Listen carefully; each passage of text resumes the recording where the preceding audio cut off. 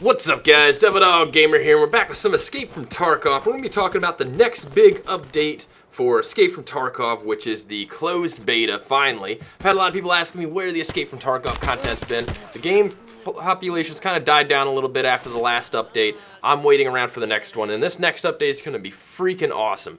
One of the things that's getting added to it is the new Shoreline Map, which is twice as big as the Woods map, which is already gigantic. So it will be the biggest map in the game at that point, and it is awesome. It has huge things in it, including a large health resort with several large buildings, its own hydroelectric power plant, partially abandoned villages, modern private housing, bunch of fields, long shorelines, boating facilities, gas stations, weather stations. It's going to be really cool. It looks cool. It looks like a sniper's paradise. More of an area that gives you kind of freedom of movement. And I'm actually hoping that with the large size of this map, that the spawns will be spread out a little bit more. That's one of the annoying things about Escape from Tarkov is everybody spawns on the exact same side, staggered or at the exact same time, so it's always a rush to get out of the first starting area without being able to kind of look around, because you know you're instantly going to get into contact if you hang around there. So, you know, I hope it kind of leads to more of less sprinting towards things in the map and more of allowing you the freedom of movement without the fear of people being spawned next to you. That's just my hope for it. But the shoreline looks really awesome. It's going to be a really cool map. Definitely, hopefully, the sniper rifles come into play a little bit more there. The SKS definitely is going to be one of them. One of the next things that's happening is we are getting an MP5. Finally, an MP5. We got the MPX, and I was a little upset. You know, I was like, all right, we got an MPX. Let's get the MP5. So we're getting the MP5. Looks like we're getting, you know, the MP5 and the MP5 SD6, which is cool. I like that. I personally have a K myself. So I'm a big fan. I'm okay about it. With the performance of the MP5 or the MPX last patch against armor targets, though, I don't really think it's going to be too viable. Unless, hopefully, I haven't seen anything about it, but the next update hopefully does something about the body armor. The body armor is incredibly insane at the moment. It is definitely one of those things, if you don't have body armor, you're fucked against someone who has body armor. You might as well just go away. You know, I've had multiple moments, even with the helmets, where I've shot somebody in the head 5 times, and they fucking just look at me laughing and, you know, continue to return fire. And that's something I want to see sorted out, because God's honest will, you know, you shoot somebody in the head with body armor, I don't care who the fuck you are. You might get lucky one shot, but you won't be lucky the second time around.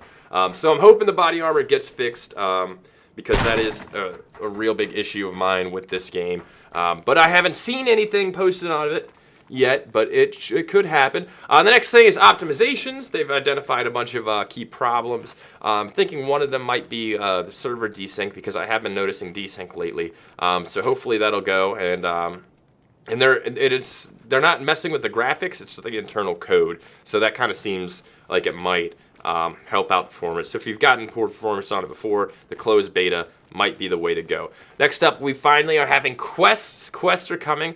These are going to be implemented trader tasks, quests. You can make money, get rare awards and resources, and they can be anything from neutralizing a target to getting through a raid, looking for certain items, or putting an installation of beacons, which I'm assuming will, you know, you put up like a radar dish or something somewhere, or a little scanner somewhere, you know, in a little area, and or you can gain access to sealed areas and finding special objects linked to the EFT story. So more in depth into the story mode, and some of the quests will be dedicated to character leveling, trading level, stuff like that. So it seems like now we're getting more of a purpose to go in, which I think is cool, especially for the money aspect of it, because say you complete a quest, but you don't find anything good, at least you come out of there with something and you're not empty-handed. I definitely think this would be cool to get, especially get weapons or ammo. You can get stuff like that from there.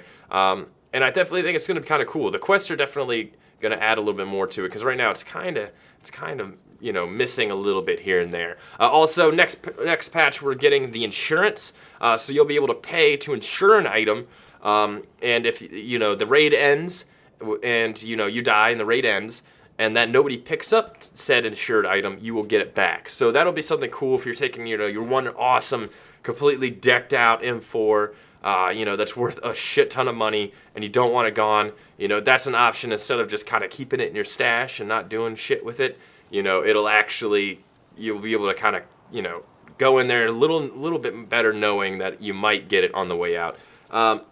They're also doing a loot rebalance, so it looks like you're going to be able to barter now. So you can barter for stuff, medicine. So you might actually be able to get lower prices. If you're more in favor with certain traders, you might be able to get lower prices if you barter with them.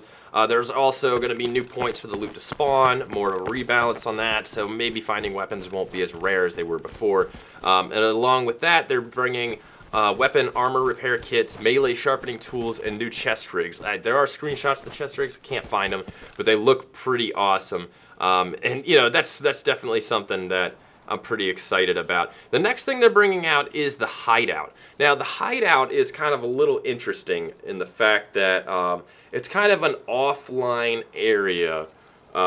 It's not located at any raid. It's kind of a visual, what they're saying is a visual representation of your stash. So instead of the stash screen, you can actually go into this Hideout and you can actually get a visual representation of it there, work on your weapon or stuff like that, pack up your gear, and then go. So you won't access it through any raid whatsoever. Nobody can attack it or anything like that, but it's something to get to in the menu, and you can actually do like quests for it. There's different modules. They say there's over 13 of them, and each one has a unique bonus. So when you first get in there, you'll need to get a generator. So you'll go and scavenge parts for a generator, bring them back to your hideout, make the generator, and then you have to go and scavenge fuel. So you'll be inside these raids gathering stuff for your hideout to bring back and get these modules. And they do different things, and you know, with the modules they have bonuses. So it adds more of a variety of merchants as one bonus, necessary for skill level unlocks. It just kind of seems like of a way to kind of get more of a PvP sense into the game.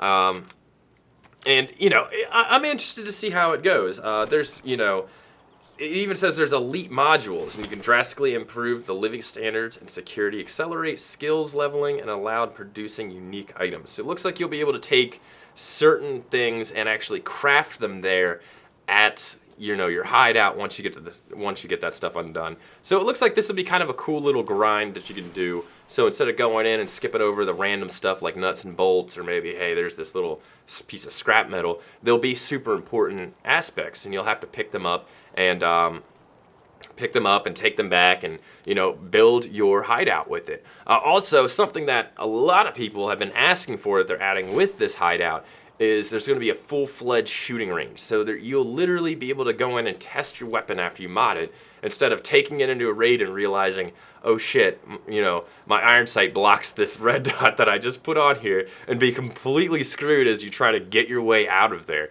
You know, it just seems like a really awesome aspect, and that is something pretty cool, that you could actually just kind of grab stuff out in the raid, take it back to your hideout, craft ammo, medicine, different things, parts for your weapons, and just go in and test said weapons before you jump back in. So, you know, maybe while you're waiting for your scav cooldown, you can go in and just quickly run in with no gear, try to get what you can get, build your hideout up, see if you can level up just a little bit more, you know, this certain skill. I think it's a pretty cool thing, and you know, it looks really cool. It looks all dark and janky and, you know, crazy. And I'm interested to see that, since you get it and there's nothing there, what it looks like as you build it up. Like, you go in and it's dark, because it's a bomb shelter, basically what it is. So, you know, when you go in, it's dark, maybe it doesn't have anything, but as you upgrade the modules, maybe it starts to kind of change the appearance of it.